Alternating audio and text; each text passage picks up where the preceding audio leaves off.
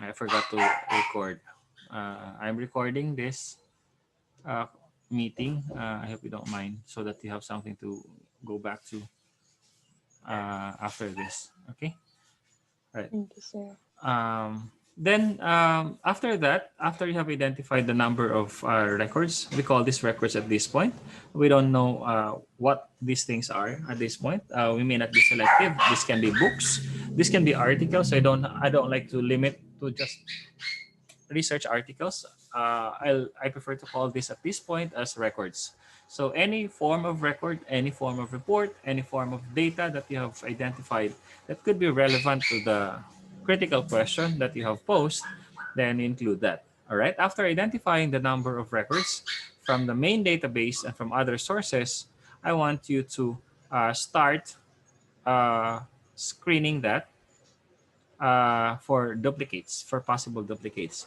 So it could be possible that in one database, the paper also appears on the other. So there should be the duplicates that will occur.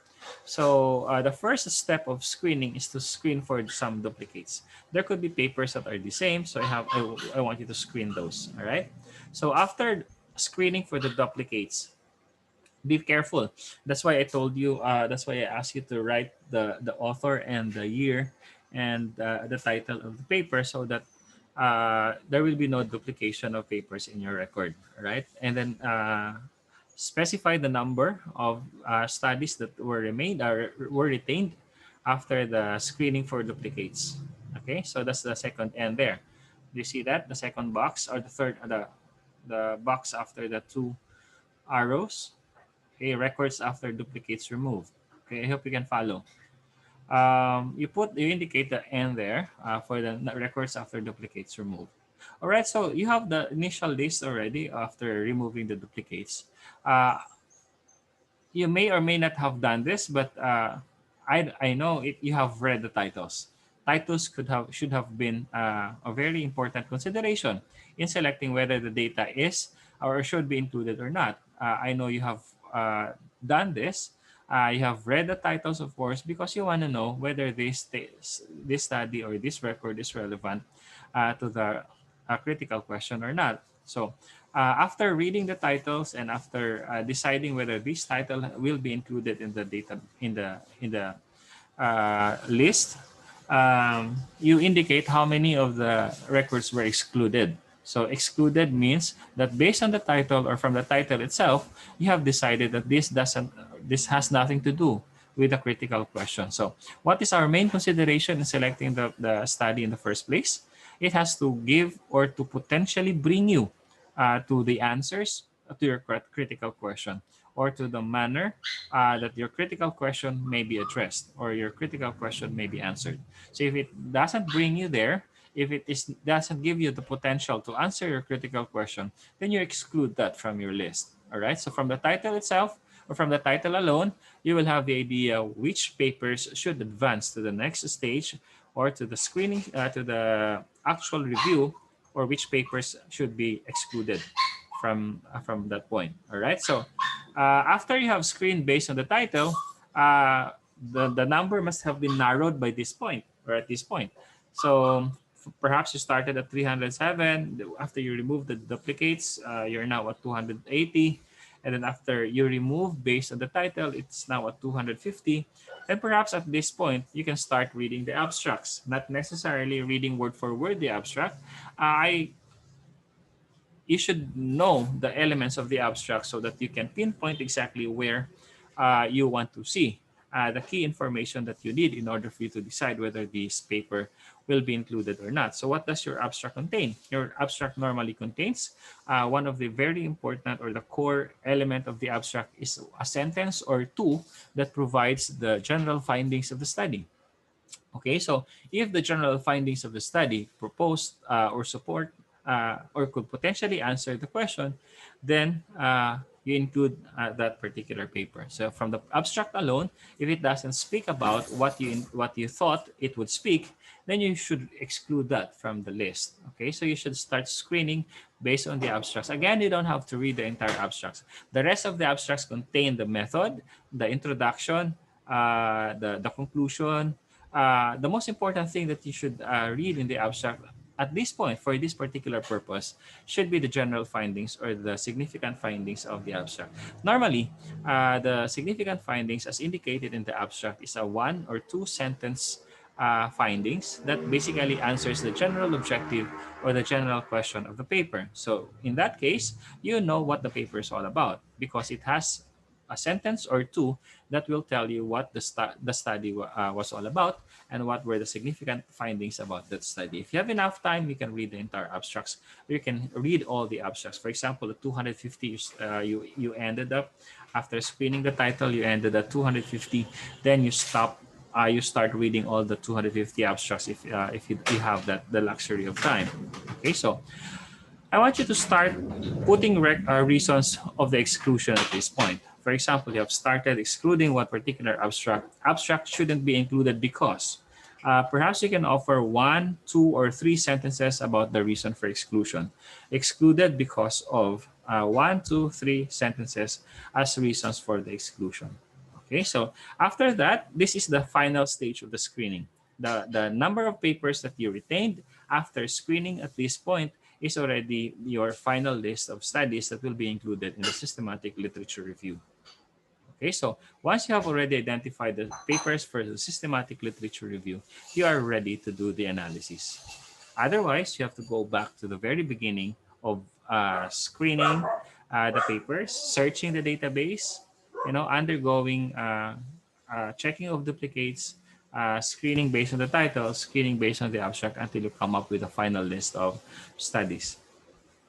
All right. So I assume this time, and I trust you this time, that the list that you have submitted are the final list. You have already done this. You have already considered this. You have already the justification that these papers really will bring you to the answers of your critical question. Otherwise, you're just wasting your time, including those papers in the list, reading those papers, and then eventually realizing that these papers are crap. These papers are useless. These papers are not contributing at all to address the critical question or to answer the critical question. So I'd like you to be very conscious of that at this point. You have to make sure that these papers are helping you address the critical question. Critical question is always our our frame in our activities in the systematic literature review. Whatever we do, we go back to the critical question. Is this bringing me closer to the answer of the critical question, or is this addressing the critical question? Recall last time that we spent a lot of time finalizing or polishing your critical question because that's how important your critical question is. You have to start everything and go back everything to your critical question. There is no systematic literature review being reported to be good without having to go back at all phases of the study to the critical question. So that's how critical your critical question is. If your critical question is lousy, then you will have a very lousy report and a not publishable article. Okay, so if you are not convinced, if you are not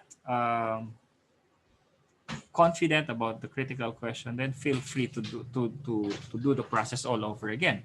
Revisit your critical question. We have done the preliminary literature review to understand your critical question. And I hope this time, after doing that, you have already a good grasp of what your critical question is.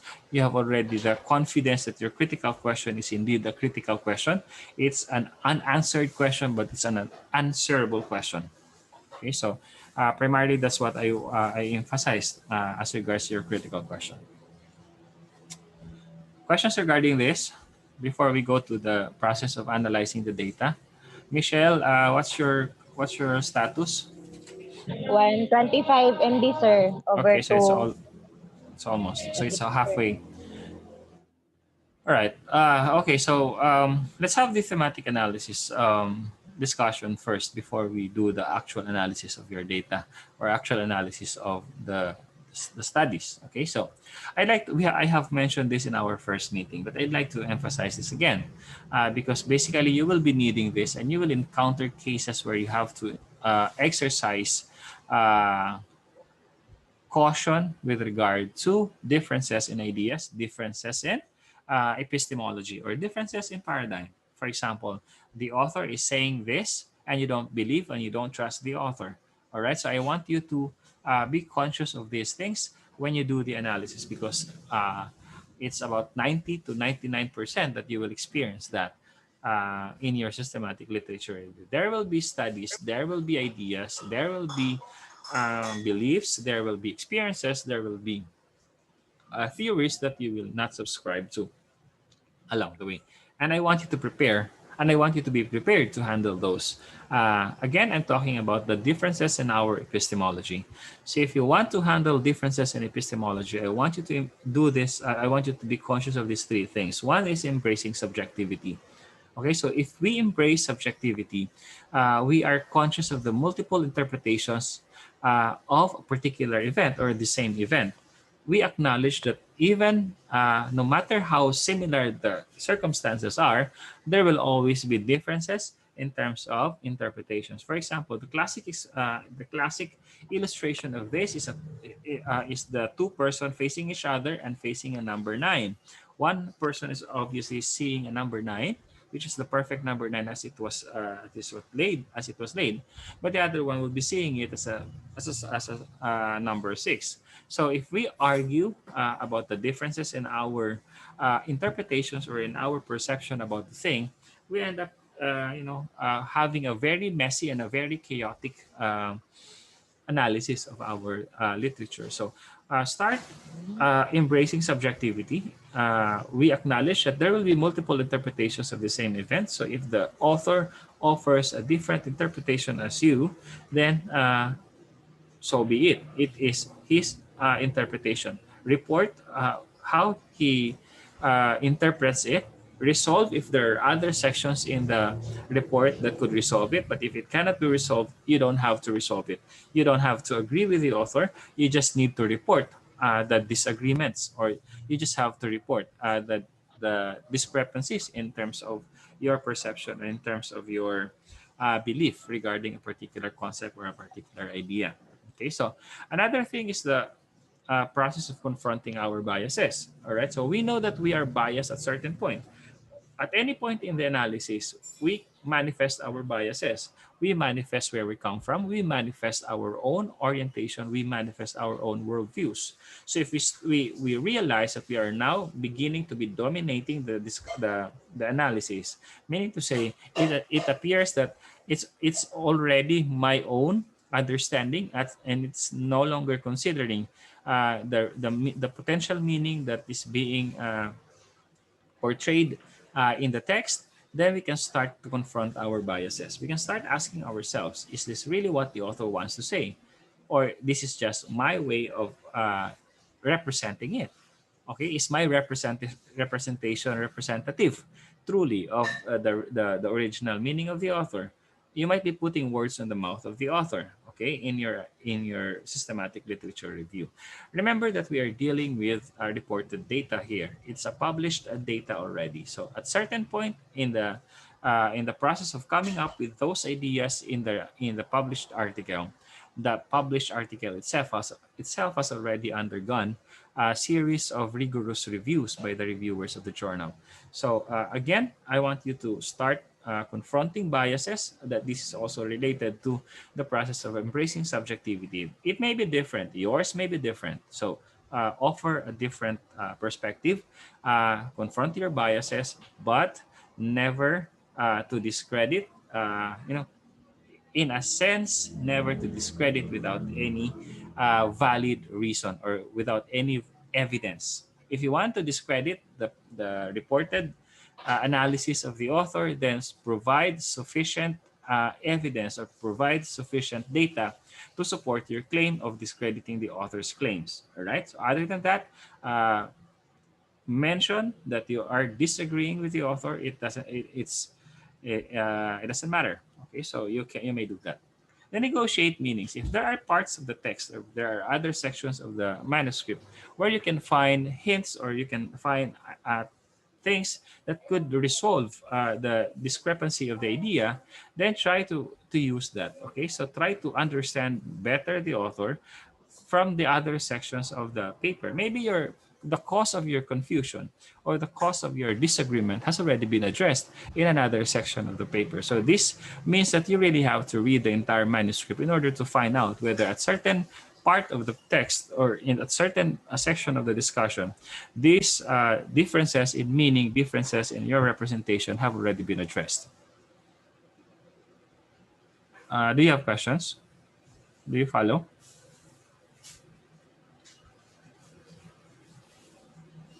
No question, sir. Am I still here? Do I still make sense? Yes, sir. Yes, sir. Yes, sir. Okay, okay. Let's Yes, proceed. sir. Yes, Let's sir. advance. All right.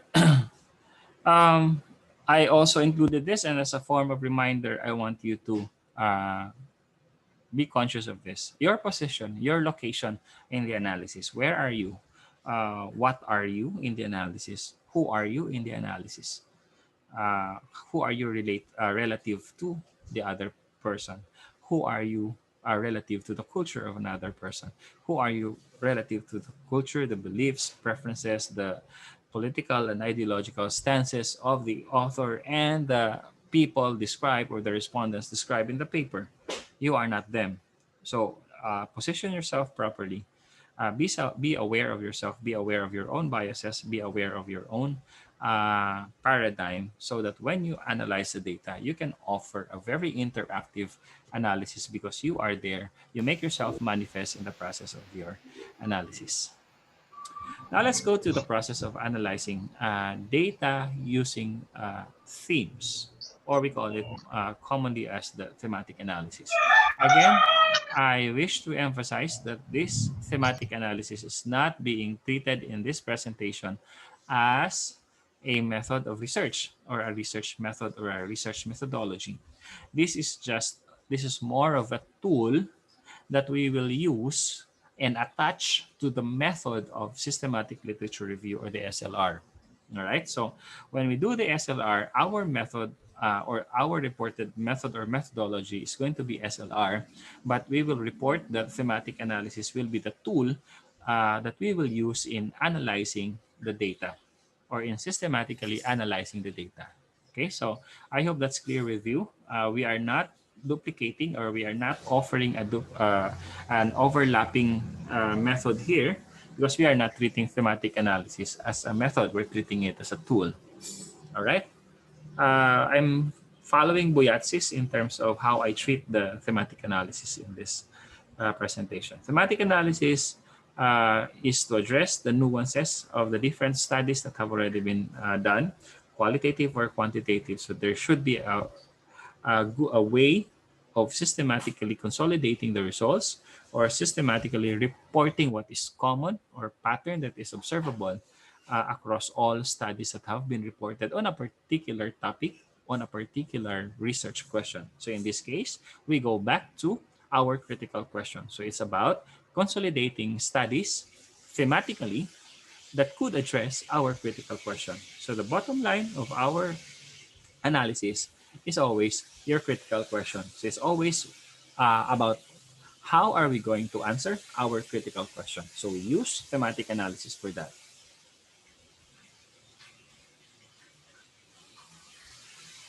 All right.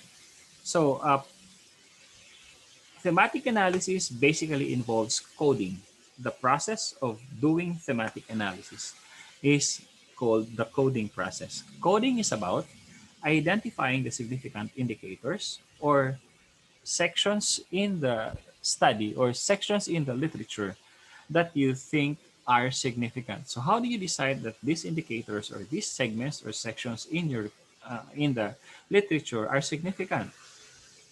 You have to go back again to the critical question. When is it significant? It is significant if it could potentially give you the answer to your critical question, or it could give a direction towards achieving the answer or addressing the critical question. So it is significant if it is relevant to the critical question. If it doesn't potentially answer or lead to the answer to the critical question, then that segments or that ideas, that section in the literature are not significant. So how do you deal with that? You disregard that. You only pick from the literature or from the studies that you are reviewing those indicators, sentences, segments that are significant. Again, our basis when we say significant is the critical question. We say it's significant if it answers or it could lead to the answer to your critical question. So you ask yourself, is what does this line tell me all about? Or what does this paragraph tell me? Is this paragraph leading to the answer to the critical question? Or does this paragraph or does this statement answer the critical question? Other than that, you disregard the statement or disregard the sentence, for example, or the paragraph. Okay, so coding involves discovering any pattern. All right, so we understand that when we select significant indicators, we are not just talking of 2, 3, 4, 5, 10, 20 indicators. We're talking of hundreds and thousands of indicators because there are hundreds and thousands of things that you will find in those studies that you will be reviewing that you will feel significant or you will think are significant in addressing your critical questions. So we pick those, we have a collection of those significant statements, significant indicators. And the next thing that we should do is to discover any pattern among those that we have collected or among those indicators that we have extracted. Okay, so it's about discovering pattern and deciding on the best fit term for the pattern. So it's always about looking for that one word, one keyword, or one phrase that could best represent those items that you have clustered together because of a particular pattern. Maybe they're talking of the same thing. Maybe they're arguing of the same thing, or maybe they're showing the same thing or representing the same idea. Then those things can be clustered, and the cluster has to be named according to the best fit name for that particular cluster. The best fit name or the best fit term is the most encompassing term that you can find. Given the limitations of your vocabulary, for example, given the limitations of your uh, competency in terms of words or language, you say you're right, the best fit term. After all, these are temporary terms. These are not permanent terms. This may not be the general term that you will find after you finish all the coding procedures. All right, these are temporary terms. These are temporary keywords. All right, so whatever word you find as the best fit word to describe that at the moment, you use that word. Okay, so don't limit yourself. You may say that maybe I just don't know the vocabulary, I just don't know the word to describe this at this point. Don't feel that. All right, so whatever word that comes to your mind that you think could best represent that pattern that you have discovered or that pattern that you have observed across all those indicators, you mention those, you put that term as the best fit term or the temporary term. Anyway, when we advance to the next phases of the coding process, we will modify those words, will evolve into something else conceptually, because you can have a better understanding or conceptual grasp of those clusters. Okay, so you can change. Things could be in trial and error. All right, because you are basically trying out terms that could describe that particular cluster that we have formed. And at the end of the day, the last and the most important best fit term that you can find is the best fit term to describe all the other best fit terms. All right, so it entails a hierarchy of naming particular concept or naming a particular name of a concept. So you can start from indicators, you can cluster indicators together, and then once you have named that cluster of indicators, you can at a certain or a higher level of conceptualization, you can start naming the names of the clusters. We call it your global theme. It can be illustrated as this. Okay, so you can illustrate it this way. So perhaps these are indicators here, over here. So It may look neat at this point because we only have about 9 indicators. In reality, it is not that simple. There could be more than 9, and there could be 900 indicators. Treat indicators or imagine indicators as statements, words, ideas that were written in the studies that you are reviewing. All right, so these are significant terms or significant sentences or phrases in those studies. How do we decide what to extract again? We decide according to the significance of those sentences. When do we say that it's significant?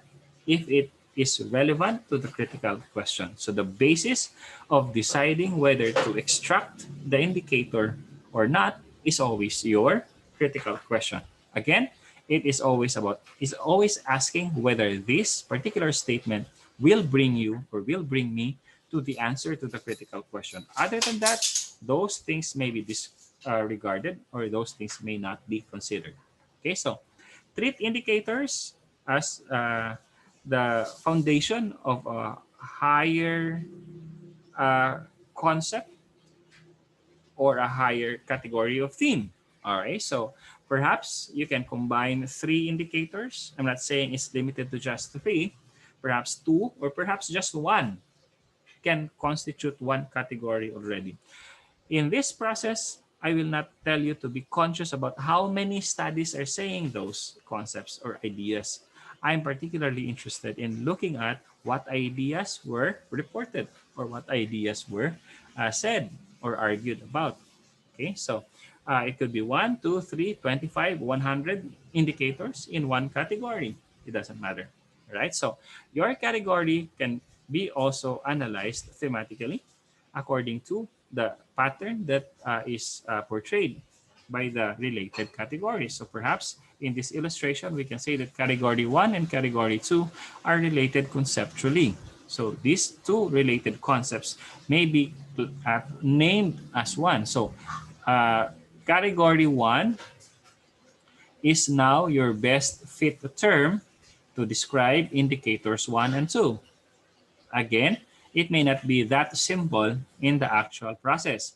There could be hundreds of indicators. There could be 20, 30 indicators. In this case, it's very simplified. So category 1 could be the best fit term to describe indicators 1 and 2. Where do we get the best fit term? From your own analysis. All right, so this is where your self will manifest because when you justify the best fit term later in the report, you will showcase there how you arrive at that best fit term and why you consider it as the best fit term.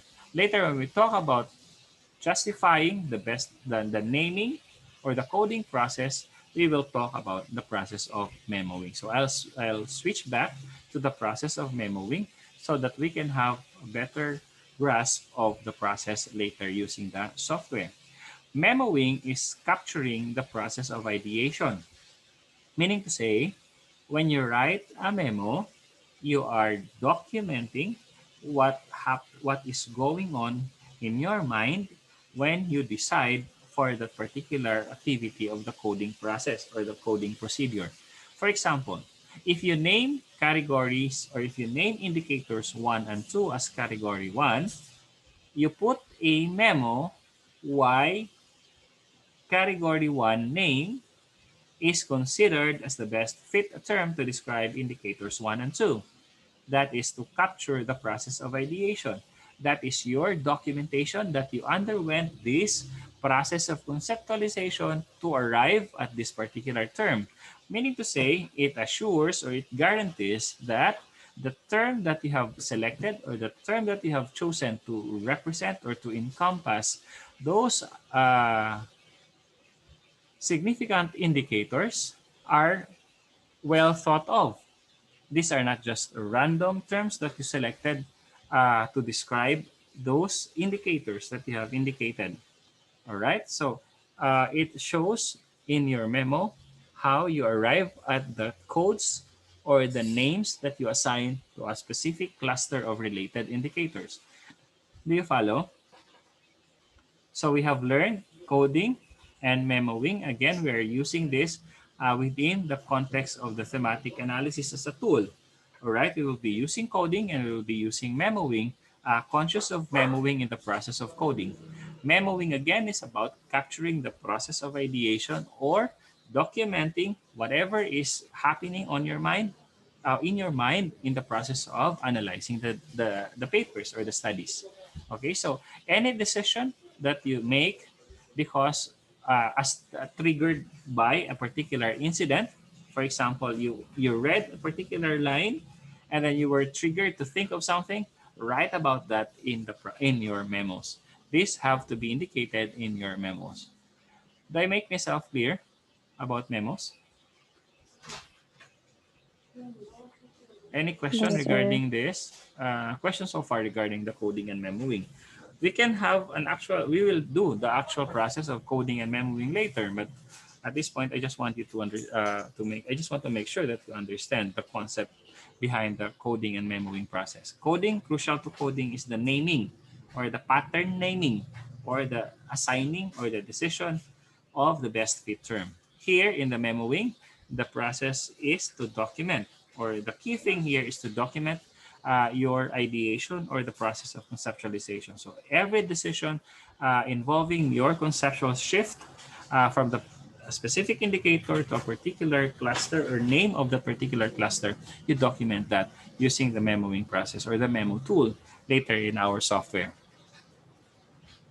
Clear? Are there questions? Sir, we will have a parang workshop on this, sir. Right, right. That's why I asked you to prepare the software because we will be using the software later for the workshop on this. Okay, thank you, sir. All right. Next, um, this could be some helpful framing when you do the thematic analysis, but I'm not saying that this is linear and this has to be followed linearly and this has to occur at a particular sequence. It doesn't follow that it follow any sequence. This could occur iteratively or at any point. This could two things could occur simultaneously. There's no pattern at all. All right, so you can have familiarization of the data.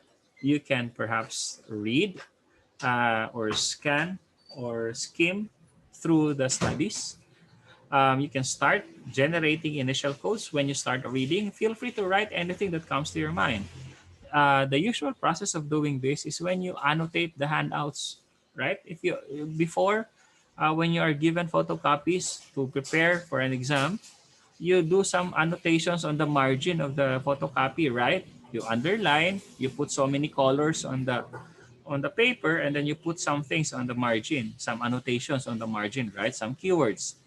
Imagine it, or imagine this process to be like that. All right. So underline.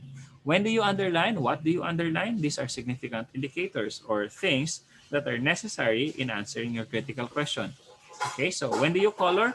When the ideas are different. So later when we do the software, we can see how we categorize our ideas based on colors.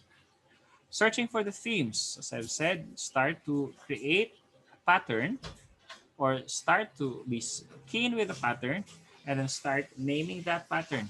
All right, pattern name must be the best fit name that you can assign to a particular cluster of ideas or a cluster of indicators. Start reviewing the themes. Check if the themes work in relation to the coded extracts or the indicators or the entire data set. Then start to generate a thematic map of the analysis. A thematic map can be something that I related or similar to what I have shown a while ago. Defining and naming themes, that's the coding process. Producing the report, writing the report. The other way of representing the process could be like this in a form of a matrix. For example, you can list down in the first column of your matrix all the significant indicators. It may not look neat if you're dealing with hundreds and thousands of significant indicators. It may work if you are having less than 100 indicators. But considering that we will be reviewing 50 articles, my expectation or my anticipation is that you will be dealing with thousands of significant indicators, not just hundreds. So this may not be that relevant if you are doing that, but this can be helpful. You know, later when you do an analysis of your own, this can be helpful. You can list down all the significant indicators in the first column, see if there are indicators that are related uh, or that are conceptually connected, and then try to or start assigning some best fit term. Remember our coding procedure, that's finding basically the best fit term to describe the common or the pattern that is being illustrated by the cluster of indicators. Okay, so it could look like this. You can have a lot of significant indicators placed in one particular column of a matrix, and then see if there are indicators that can be conceptually grouped together. Okay, so the reason why you are grouping them together can be your name in your category, because that is basically the best fit term. Remember what I've said about the best fit term. The best fit term is the term that could encompass all the meanings indicated by the indicators in that particular cluster. So category 1 must be the best fit term or the best fit name to describe altogether indicators 1, 5, and 4. It means that category 1 is the glue of 1, 5, 4. It glues them together. That's the common pattern among the three. Meaning to say, category 1 is the name that can hold indicators 1, 5, and 4 together. Without category 1, indicator 1 is independent of indicator 5. All right, so look for that commonality, the common concept that is being demonstrated or illustrated by the three indicators. All right, again, this may not just be three. This could be as many as 50, 30, 100, I don't know. It will depend on your analysis. All right, so key here is the Mag-English na lang. best fit term. All right, so the best fit term, always remember that. Next, best fit terms, we call at this level as categories, may also portray similar pattern or may also have identical pattern. For example, category 1 and category 2 may portray the same pattern of concept, for example. Then you can name that as a theme. You can call that a theme 1, or you can call that as theme 2. All right, so the theme again is the best fit term, but at this point, it's not the best fit term to describe the indicators, but it's the best fit term to describe the best fit term of the indicators. Remember, you see the hierarchy now? So we are moving one conceptual level to another. All right, so the first conceptual level is to name the group of indicators, and on the second level, we are now naming the name of the group of indicators. All right, so we have indicators in the first column, we have categories in the second column, and we can have themes on the third column. Themes are clusters of categories. Categories are clusters of indicators. Clear? Do you follow? Sir, Okay, the indicator, sir, is based on the critical questions. right. Which can be, How about go ahead. yung categories, sir, and themes? Ano yung difference ng categories and themes? Categories are the terms that you assign to describe the cluster of indicators. You follow? And then, Yes, sir. when you have several categories already, you will also cluster those categories again, Ah, okay. which will now be called the theme in this case. Follow? Yes, sir. Yes, sir. Okay, okay, sige. So, imagine mo yung column 1 natin, ito yung galing sa ating mga nire-reviewing studies. Yes, sir. Sundan, okay. So, galing doon sa mga nire-review natin, mag-i-extract tayo ng significant indicators, correct? Yes, sir. Alright, so when we extract significant indicators, we group them according to the conceptual similarity. How are they related? All right, so we group them. And then we name that group. That's category. And then after that, we can name that as themes. Clear na? Okay. Good. Yes, sir. Yes, sir. Thank you. Medyo complicated. That's why Sir. I make I repeat myself over and over again because this can be complicated in the actual application. Okay, so if you have questions, if you have clarifications, confusions at this point, please raise them because you may not be able to come up with a solid review of literature if you do not follow this because you will just be treating all those data randomly. Diba? So magkabuang ang imuhang analysis tungod kay wa kay gisundan. You follow this. Okay tayo? Yes, sir. Yes, sir. Next. All right. So again, we can have indicators, and then indicators form categories, and categories form the theme. And your themes, when you group them together, can be your model. In this case, I say model. Model can be the answer to your critical question. Remember, for example, what was the question of the tourism group? What was your critical question? Cindy.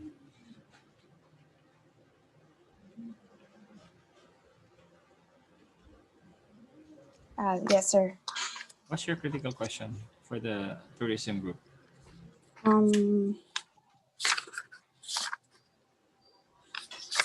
Why? Hala. Pakli pa more. Yes, sir. I'm not saying that you're bad as a student, but at this point, you really have to memorize by heart your critical question because you always go back to that critical question. So at this level of our analysis, or at this level of the process, you have already internalized the critical question, and you won't be lost wherever you go. You go back to the critical question. Okay, what's the critical question?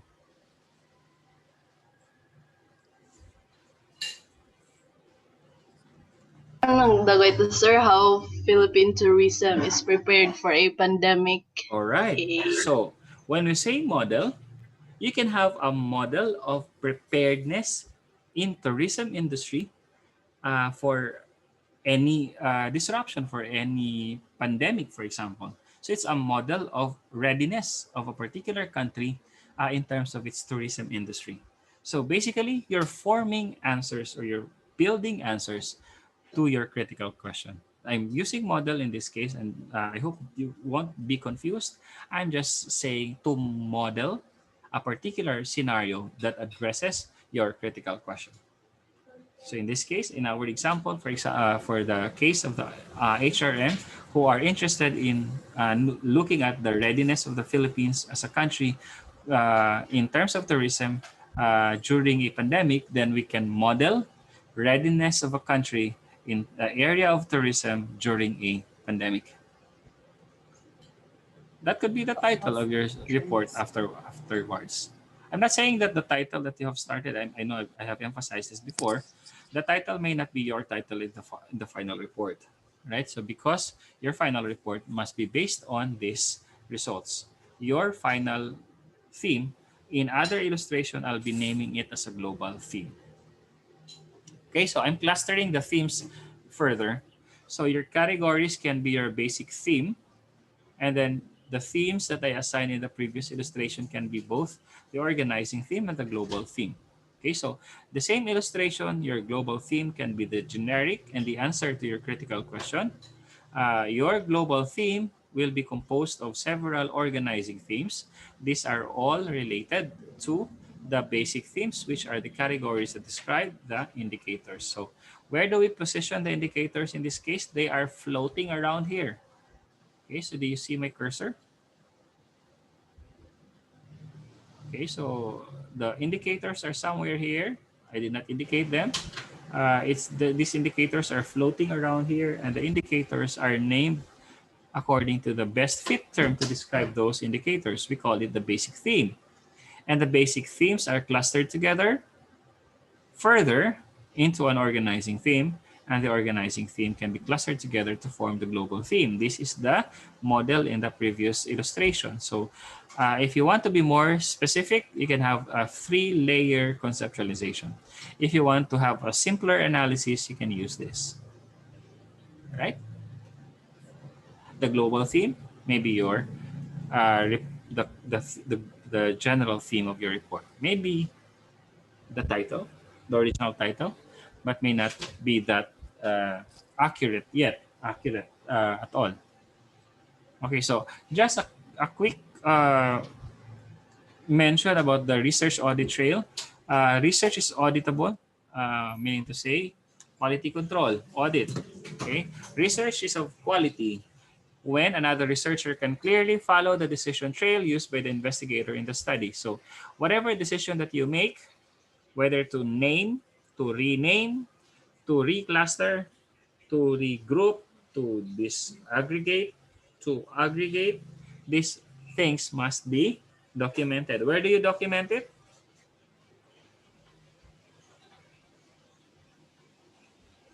What's the process of documenting it again? Mhm, mhm, mhm.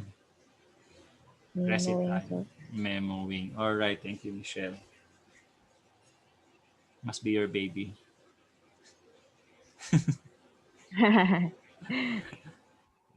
All right, so research audit trail is an account of all research decisions throughout the study.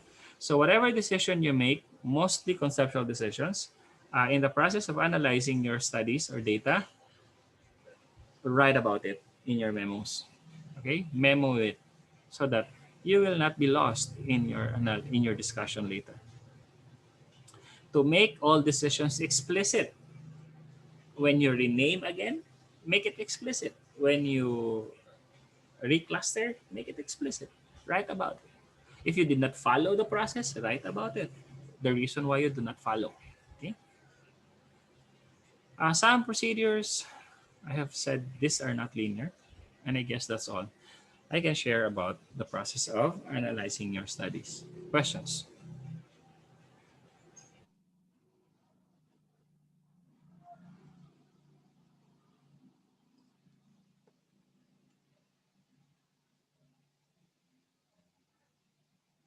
None, sir.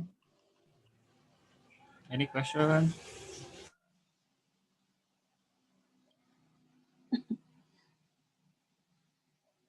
Michelle, how are you doing with your software? Ready done, sir. Ready for Wow, one, sir. you're so perfect. All right, so you can have a quick break, about 3 minutes, just so you can refill your coffee or drink water, go to the restroom before we start. 9:20, we'll be back. Thank you. Right.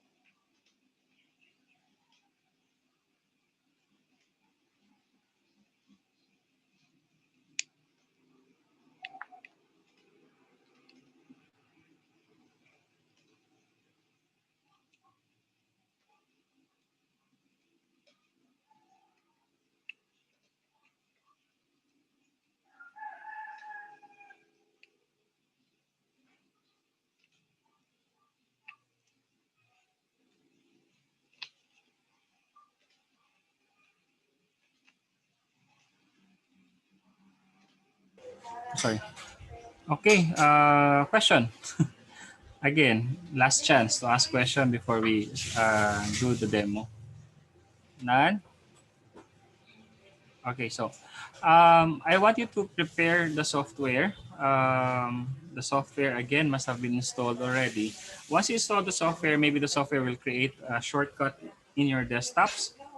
The process of opening that will be the same as opening any other software or any other program in your Windows. Okay. All right. So I'm going to show my screen.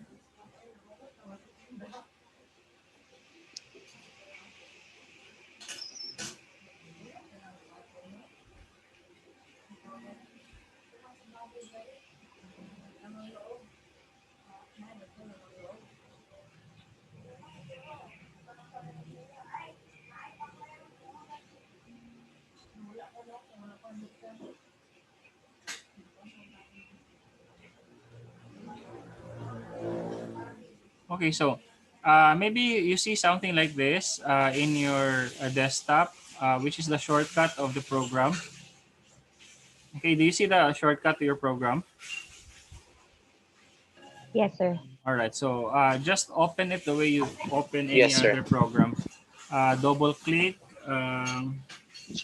or right click and then open.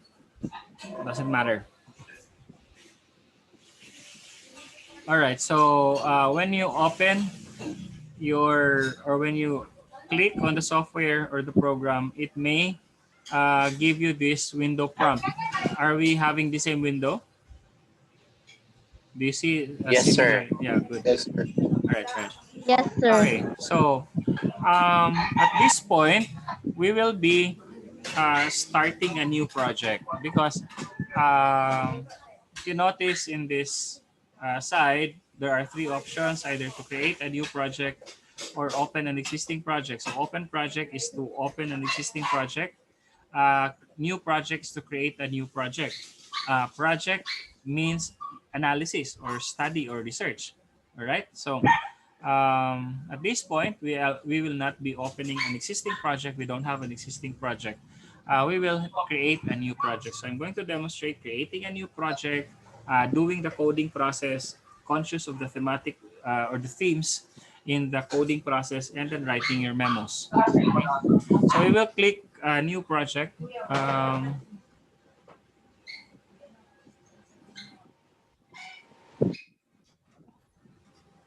Okay, I had to mute others. All right.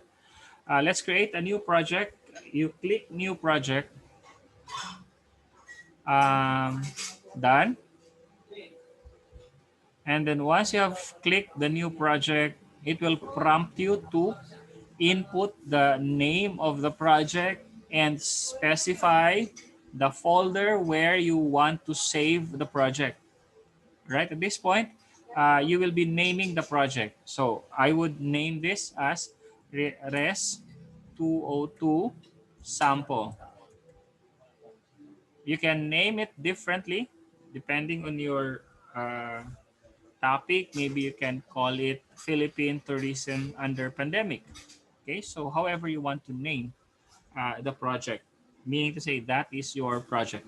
Okay, so later when we open a project or when we open an existing analysis, we will just look for that name that you assigned to your project. Okay, so once you have indicated the name or the title of the project, specify the location where you want to save that project. All right, so I encourage you to save it in a folder that will be easy to access. Okay, so maybe in your desktop, while the analysis is ongoing, place it in your desktop so that you can have access to it or it's accessible. Okay, and then you click save.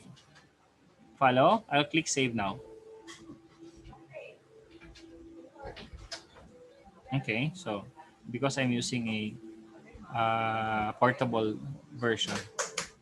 Mine is a portable software, so it may not look the same as yours in the saving of the file in a particular location. So you must be seeing at this point, you must be seeing 4 different windows in your MaxQDA.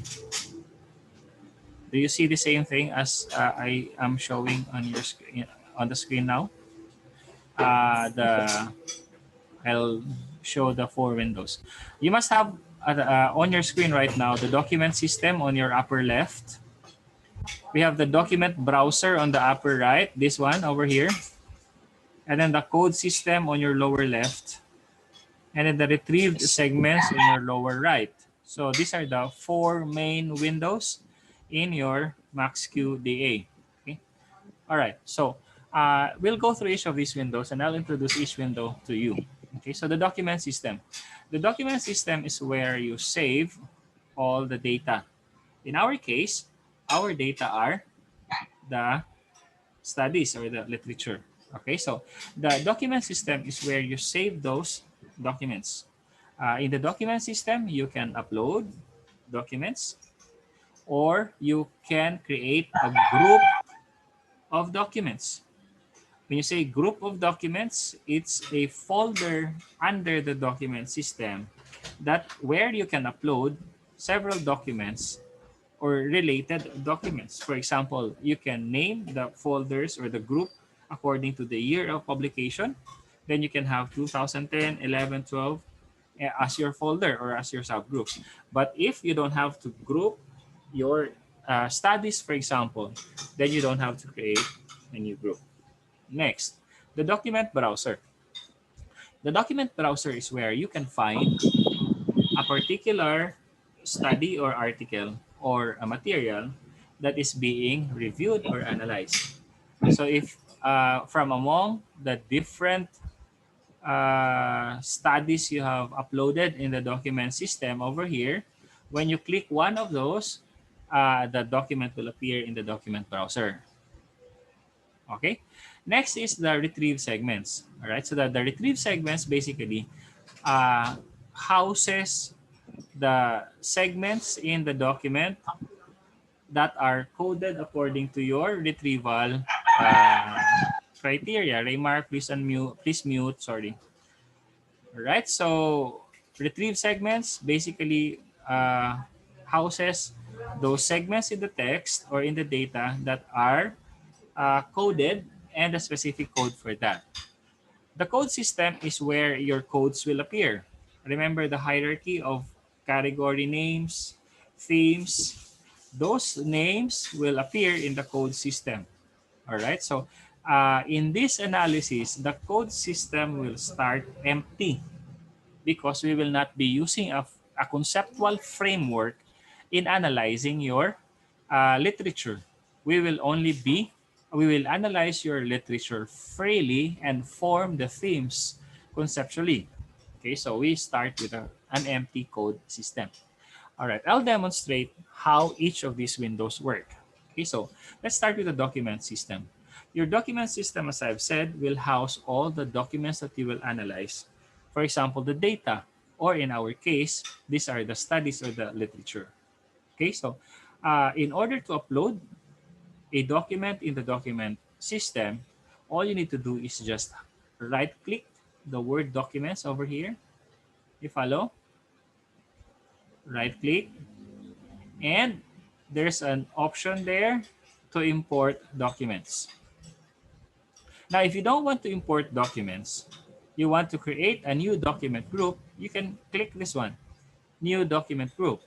But if you don't need to create a new document group, you just need to import documents. So click Import Documents. It will bring you to the folders in your computer or in your local drive where you can find documents. What are the documents that the software can read? So you can refer to here. It can read .doc, .docx, .odt, .jpeg, HTML, RTF, PDF, Excel, PNG, and all sorts of documents. You can upload those. Okay, so for example, I'm going to upload this document with the Prisma, or for example, the Encyclopedia of Action Research. That's a PDF file. All right, so I'm going to click that and click Open to import that document into the document system. All right, so you can see that the document is already in the document system. Okay, so it's still uploading because it's a large file. Okay, I want you to search for one study or one paper in your local drive and start or try to import it. And then tell me if you encounter any problem. Let me know if you have successfully uploaded one file. Just Yes, one sir. file. Okay. All right, good.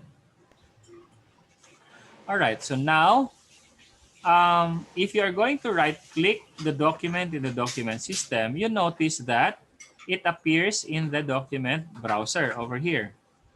Yes, sir. Do you see the same? All right. Okay. So at this point, we don't need the retrieve segments yet. Okay, so we can close the retrieve segments.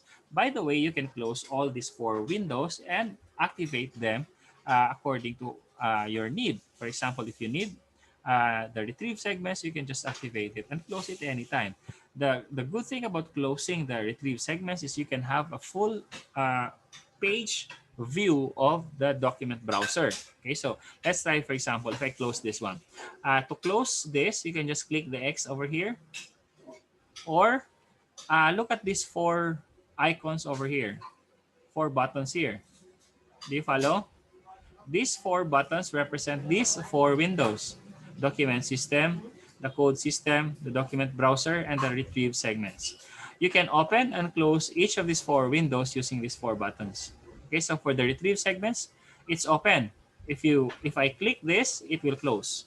So click and the retrieve segments is closed. Okay, so this is where you can find your article. This is where you can read the article, and this is where you can code the article. So now let's talk about the code system. You have no problem with the document browser. Basically, the document browser is just the place where you can find the document. You can zoom in and zoom out the document. All right, so you can use this one over here, zoom in, zoom out. It depends on your convenience. All right, so once you have already uploaded and you have seen already the document browser, the document, you don't need the document system at this point when you start the coding process. So you may close the document system. Okay, so if I close the document system, you can have a full picture, can have a full view of the code system. So now your document browser is full, your code system is also full, and you can have a full view of both the browser and the code system. All right, so let's start the process of coding. I'll demonstrate the process of coding. All right, so but basically the process of conceptualization is on you because I am not owning the critical question. Your conceptualization will always be based on the critical question. I can just demonstrate how specifically to use the software in order to code and to memo a particular decision. All right. Okay, so let's code a system. So what did I say about coding? It's first about finding the significant indicator. How do you decide if the indicator is significant? If it answers the critical question. Or if it could potentially lead to the answer. Okay, not necessarily answer. Otherwise, you know, have to investigate. It may lead to the answer to the critical question. It is relevant. All right. So how do you get those indicators? By reading, of course. If you don't read over here, then you cannot find the indicators and you cannot decide which indicators are significant or not, right? So you really have to read. So the the unfortunate thing about this process is that you really have to read. Okay, so you have to read. Okay, so when you're reading, you will encounter statements, sentences, words, ideas that are significant. You treat that as your significant indicator. So every time you encounter one, you document it. All right. For example, you're reading, and then you catch your attention was caught in this particular portion, for example. Okay, so you say that this is important. This can potentially answer, or this can potentially lead me to the answer of my critical question. Then you highlight that. Okay, so highlight and code. All right, so how do we code? This part highlighted, then you go to your code system. Okay, so at the very start of your analysis, the process is difficult. Why? Because all the codes will have to start from scratch. Do you follow? But later, on a later part of the process, it will be easier because there will be codes already in the code system. And you will not be creating new codes anymore because all you need to do is just align that significant indicator to the existing codes. Unless there is really a need to create a new code. All right? Okay. So let's create a code in the code system because there is no existing code yet. Okay, so how do we create a code? You can right-click the code system over here and then create a new code or click new code. Follow? Yes, sir. All right. Other way of doing that is to click this, which is a new code. Or you can have Alt-N to create a new code. At any rate, let's start as beginners. So long process. Right click, new code. It will prompt you with this. So now the prompt window is asking you to provide the name of the code. Okay, so how do you name the code? This is now your best fit term. The first level of conceptualization. Do you remember the illustration? You have now the indicator, and the next task now is to assign a temporary name to call that indicator. And that could be your category. Again, these are temporary terms. This can evolve into something else later when we can plug in more indicators. Okay, so let's have a sample indicator at this point. So, or a sample category. So we have a sample, or we can name this as category 1. You remember from from the figure I've shown, the hierarchy? Fresh pa ba sa inyo yon? Yes, sir. Okay, okay. So, right there and then, what are you doing? You're making a decision, right? You're making a decision. What's the decision that you're making? You are naming a code or an indicator. Okay, because you're naming an indicator, it entails conceptual decision. And because it entails conceptual decision, it has to be documented. How do you document? Through the memo. So memo is very convenient in this software because it's attached to the code. So every code must have a corresponding memo because your memo for that code will elaborate that code. I want you to be generous in your memos for the code. Why? Because when you write your full report, the memos will be very useful. The memos will guide you how to discuss. In fact, you have done 75% of the report if you are generous with your memo. Because basically what you will report, how you will describe the theme, will be based on what you write in the memo. Do you follow? Yes, sir. So be generous in your memo. So perhaps at this point, you can start describing it. Preliminary, offer a preliminary um, description of the category 1 of category 1. What are preliminary in description? This could be in vivo. Maybe a portion of the highlighted part here can be your description, or you can repeat the category 1, the name itself, as your preliminary description. It doesn't matter. You can repeat that. Maybe you cannot find any other description to describe category 1, then you put category 1 as a description. Later, I'm sure that will evolve. The understanding will be more deep or richer. Okay, so this can be in vivo terms. This can be the title of the code itself.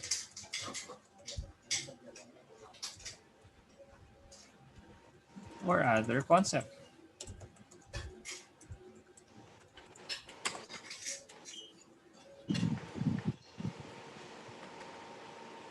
Hello?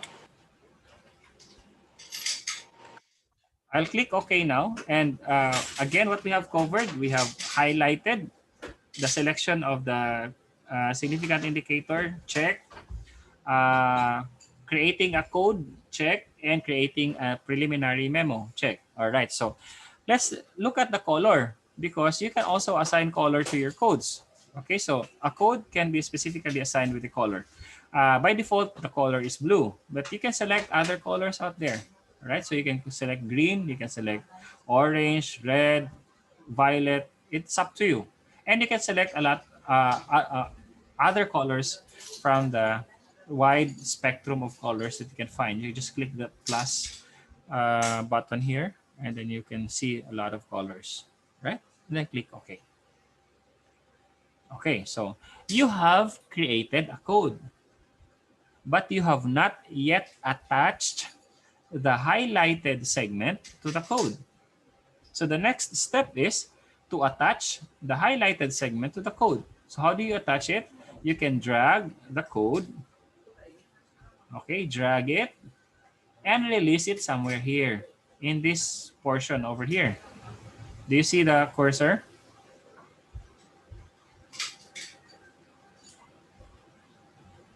Are you seeing Yes, the sir. cursor? Okay, so release it Yes, sir. somewhere here. Okay, when you release it there, what do you notice? That particular highlighted segment is being captured.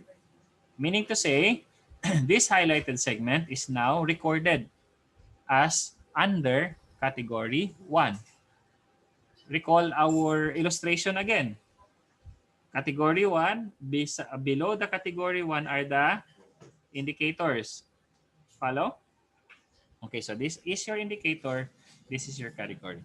If you're conscious about colors, then you can let the colors appear in the highlighted text. All you need to do is just right-click over here in this portion. Right-click over here. Follow, follow, follow. All right, so right-click. And then check the color-coded text over here. Color-coded text. Follow, follow. I'll intentionally make some delays. I know some of the computers are struggling. I will understand fully if you cannot fully follow. Just let me know. I'm willing to repeat the process. Wag lang po sa sinugdanan tayo. Check this one and then click OK. Now it's highlighted. Now if you want to see colors in your text, fine. But personally, I don't prefer colored ones. Next, you have already highlighted one. The next is to continue reading, of course. When you continue reading, again, you will encounter other terms or other sentences. Highlight it again. Now, the thing is, at this point, you already have one category in the code system. The next thing you will ask is this in any conceptual pattern related to category 1 or maybe aligned to category 1? So another decision to make. Okay, so will this be under category 1? There are two scenarios. One is it's under category 1. If it is under category 1, all you need to do is just drag again category 1 and release it here. It will highlight it will capture the highlighted text. The other scenario is, I'm going to delete it this time. The other scenario is this highlighted portion over here is never conceptually related to category 1. Meaning to say, there is a need to create a new category. There is a need to create a new term or the best fit term to describe this. All right, so let's assume that it is not under category 1. So what we need to do is to create another code. Okay, so let's create another code. When you create another code, you make sure where you must be clear where you want to place that code. Because you can place the code under an existing code, we call it the subcode, or you can create another parent code. Follow? Okay, so if this is another parent code, you right-click the code system, the same process as we did, start or create a new code, the same process. You can change the color, and then maybe you can name this as category 2. And then description of category, preliminary description of category 2.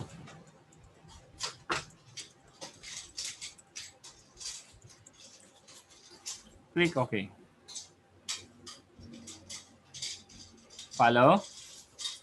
So again, don't forget, drag the code, release it here, and it will capture the segment that you want to code.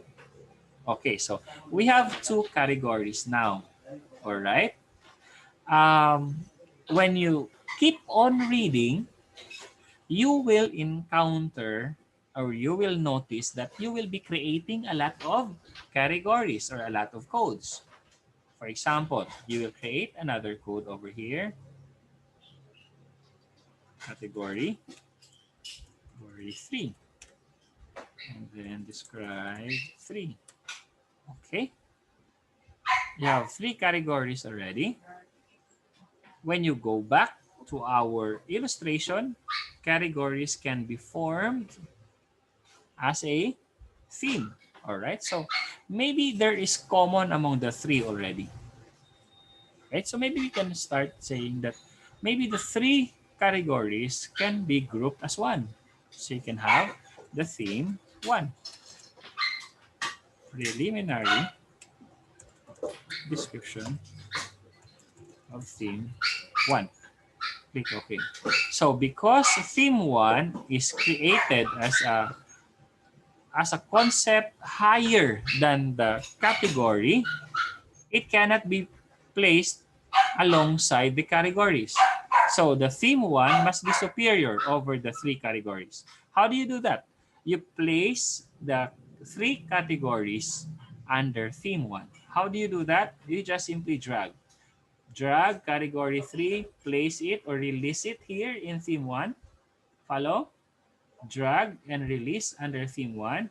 Category 3 becomes a subset of theme 1. Follow? And then you do the same if category 2 is under theme 1. Do the same for category 1 under theme 1. So what do you notice? Is now starting to emerge or to show the way we presented it in our illustration. Do you follow? Or questions so far?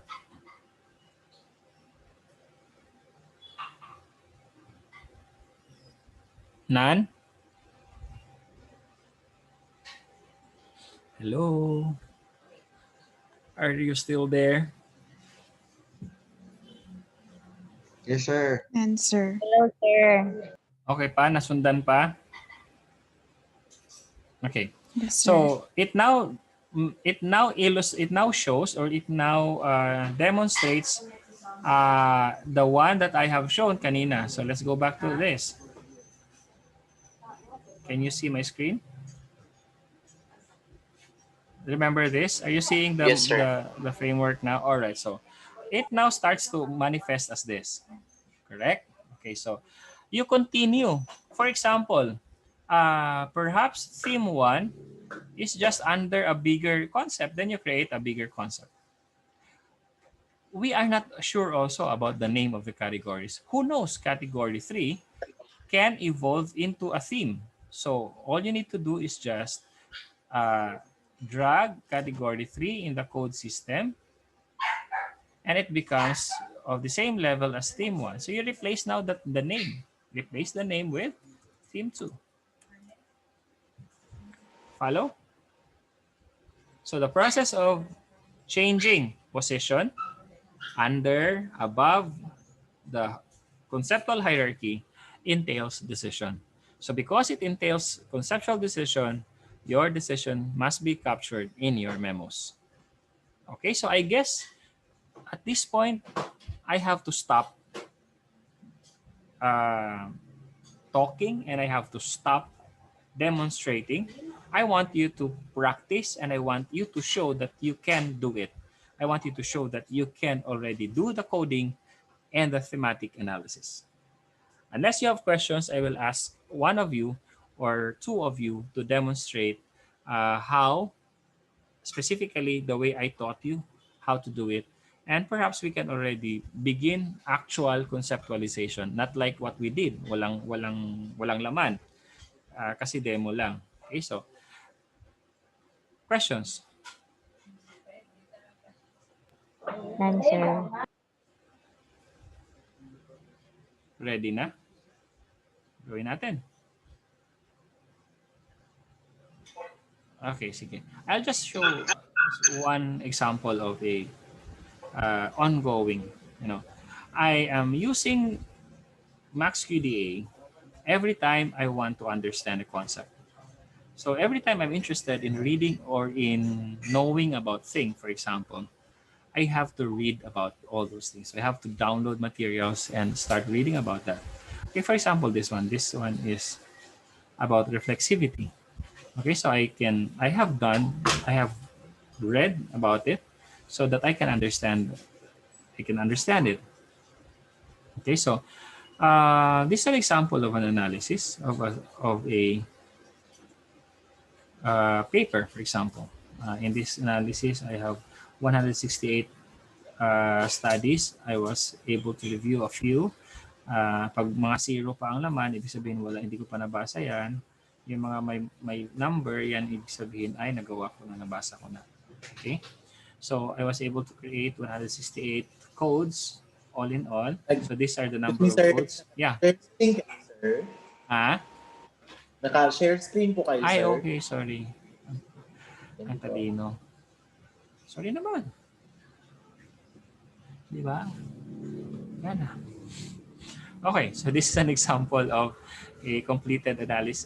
Not completed because I'm still doing it now. I'm still analyzing this. You can find in the document system that I have this much number of documents, and this one pertains to the number of segments in the document that are coded.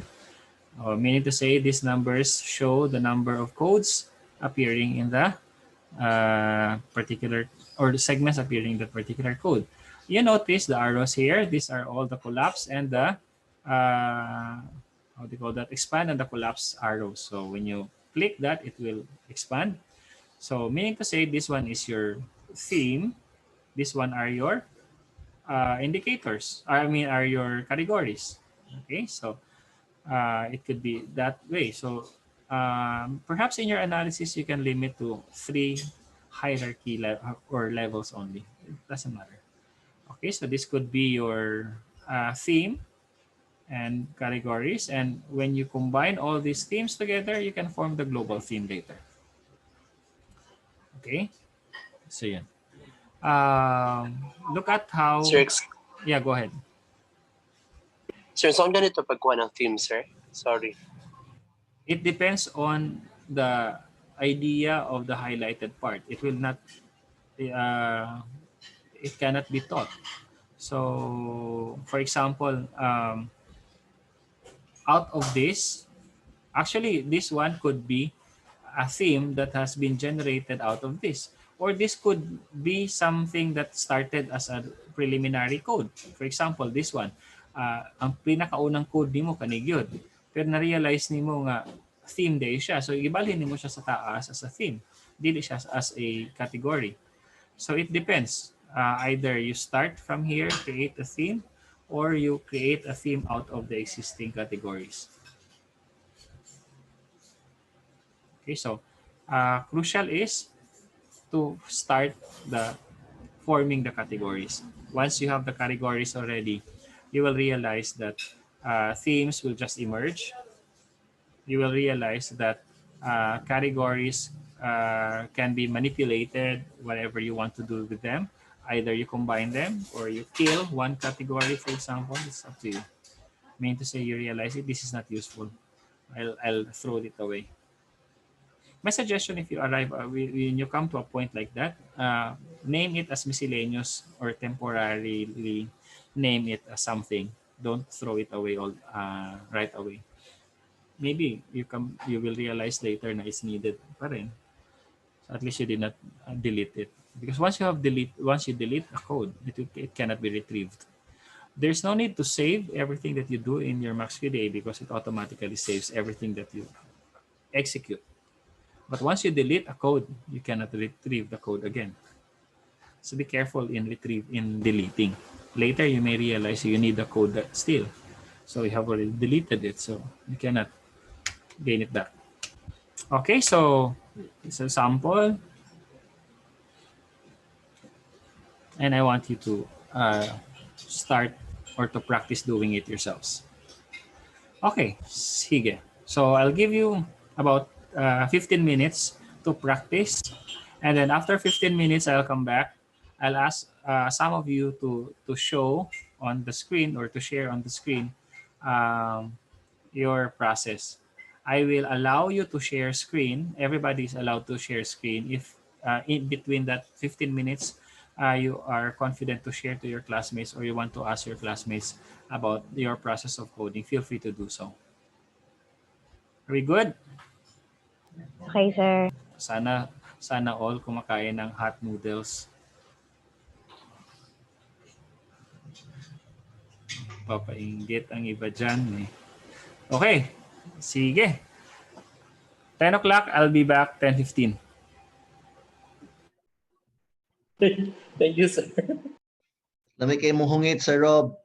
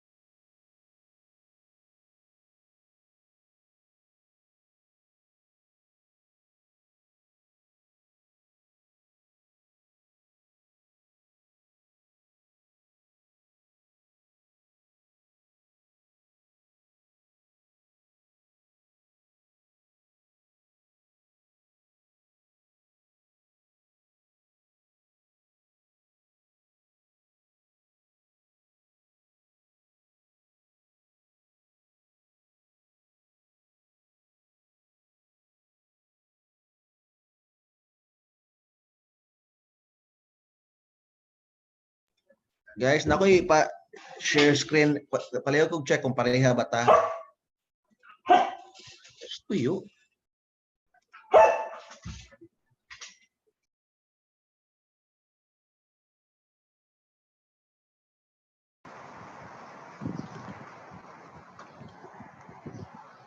Ako ani mag-audience lang ko ninyo, brand out sa amoa, lobat ang laptop. Cellphone ray gamit. Hello, pareha ta og kuan yung nani ni ko sa inyo ha. Yes, sir. Yes, sir. Yes, sir. Asa kay itong kwantag. Okay.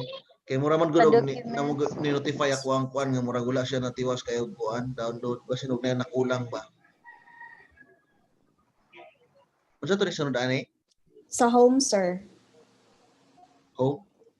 Yes, Dayon, sir. yung project. Yo. There is more kuan ka kani sa documents. Ngani? Mo right click dili sa documents nga kana siya, sir.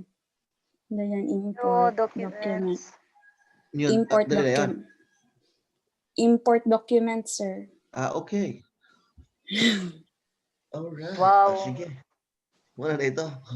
Dayan, Yes. dito na dayan ta mag-click-click na. Okay. Oo, sir. Thanks, guys.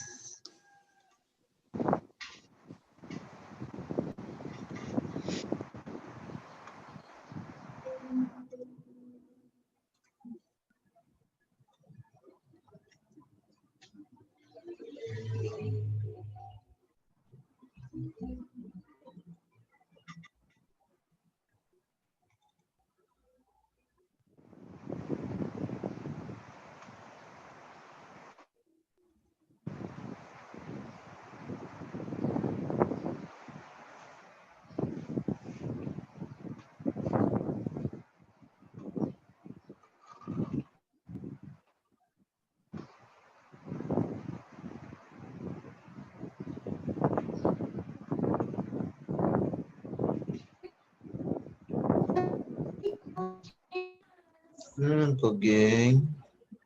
Ito na. Choco! Choco! Ano man na? Ha? Ano man na?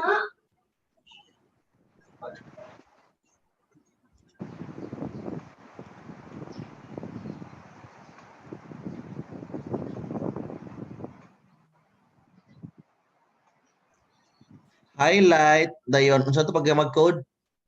Mga sisters. I-share gani yung screen, sir.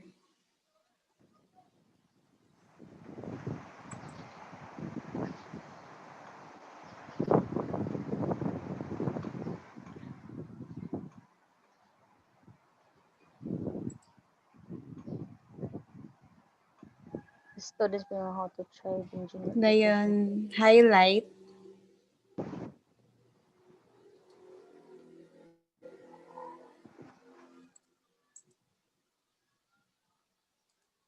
Dito dayon ka sa kaning kuan. I-close ani nga document, sir. Kaning documents nga box is i-close na siya. Para duhara ang magawas ang code system ra o ang document browser. Ang sa taas pa. Sa taas, sir, sa taas. Kana. Sana all expert na.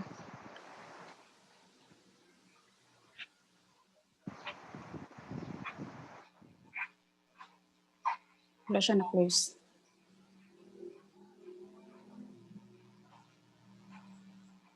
Choco! Wala siya. Wala siya na-close, sir. Time sa kay, dili. Mupatong na ako. Uy, na dun.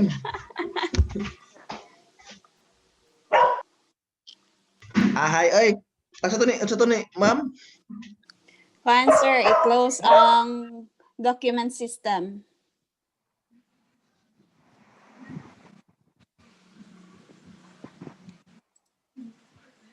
Kani, close, ma'am? Yes. Yes, sir.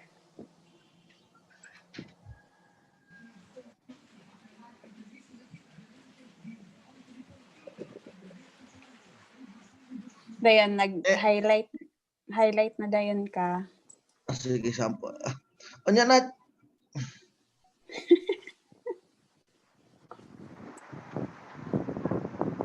Shallow. Lahi ra siya mo gawa sa cellphone no, kung cellphone imong ikuan. Lisod.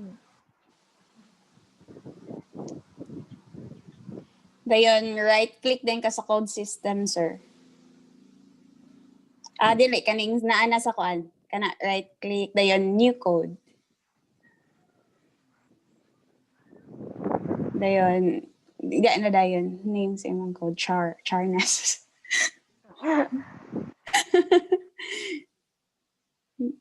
Dayon, code memo dayon.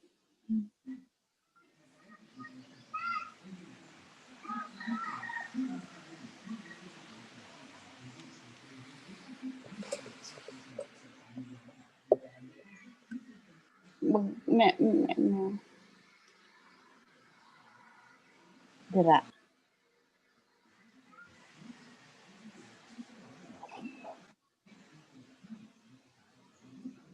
ay, salamat. Okay na to. Thank you kayo, Madam.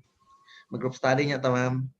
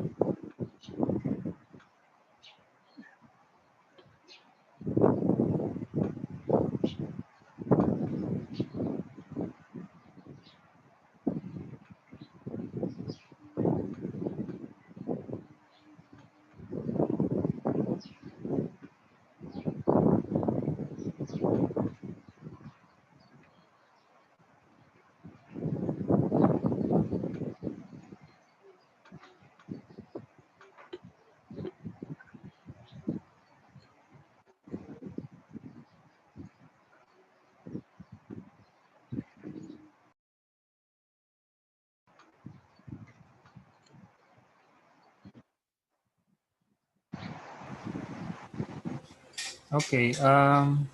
Nisa, problem in connection. The rest, problems sa walay kuryente. Ano eh, sige. I just want to make sure that you know what to do. So that when I dismiss you, I can expect an output. Anyone would like to show how he does the coding or she does the coding? So I can dismiss those who would like to be dismissed.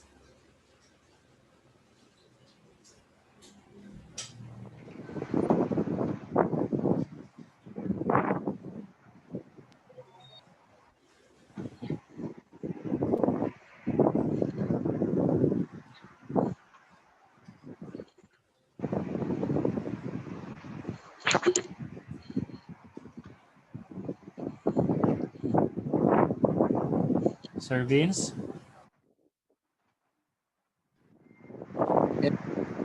Hello, sir.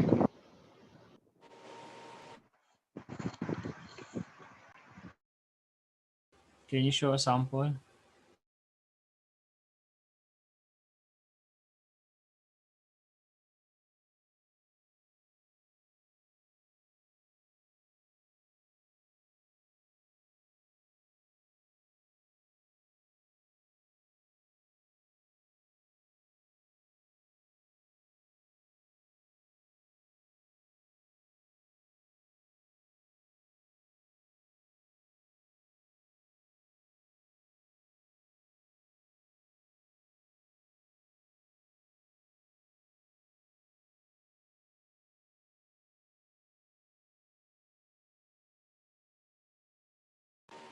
This is one article, sir, about um, student engagement in online learning. So, nag-focus muna ako, sir, about online learning, then yung importance of online learning.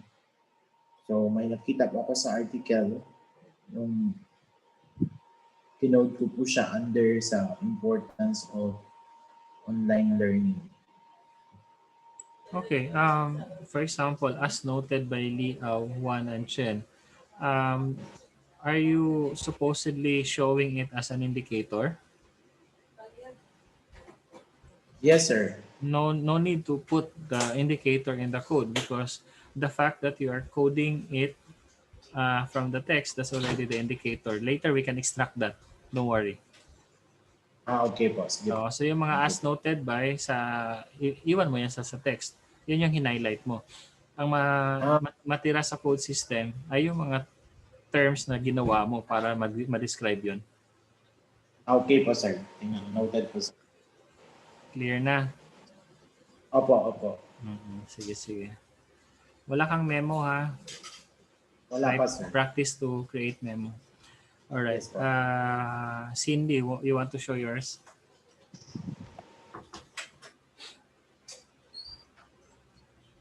I'm using a phone, sir. Okay. Who's ready? Michelle.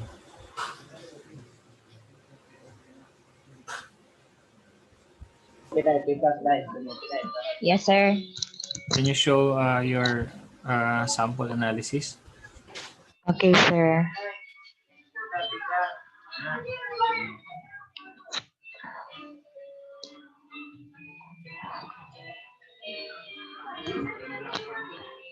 This one, sir.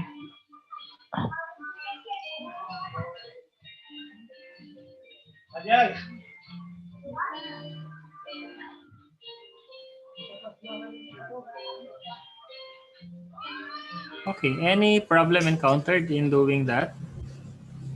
None, sir. Questions before I dismiss you.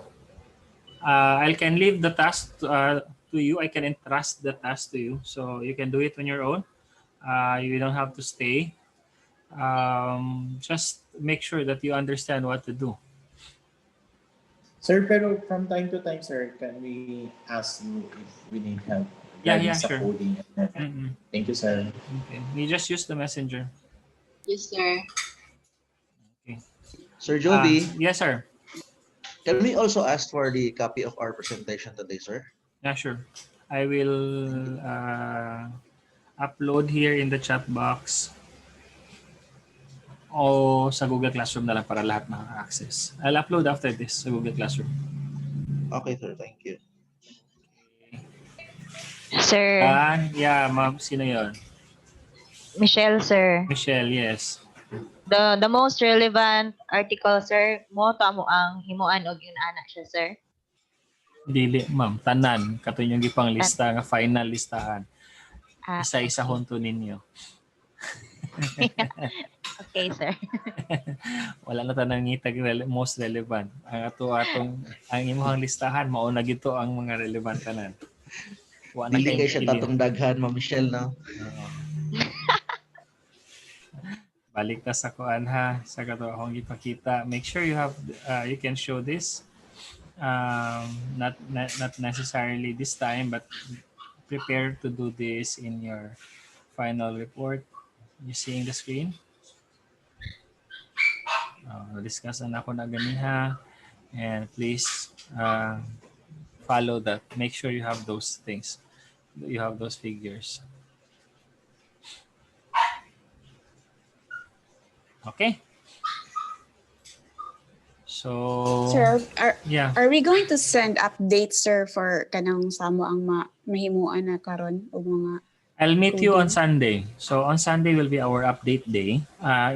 Within the week, you can message me if there are problems encountered. Sometimes Okay, I am so overwhelmed with many messages and tasks, I may not be able to respond right away, especially if the request entails review or reading. May not be able to answer right away. But I just Okay, sir. Thank you. send me a message anytime within the week. Okay, so without other questions, I could say that's all for now. We will meet again next Sunday. That's 29. Okay. Thank you, sir. Thank you so much. Thank you, sir. Enjoy the rest of the day. Bye bye. Thank Thank you, you, sir. sir. Bye. Bye, sir. Bye bye.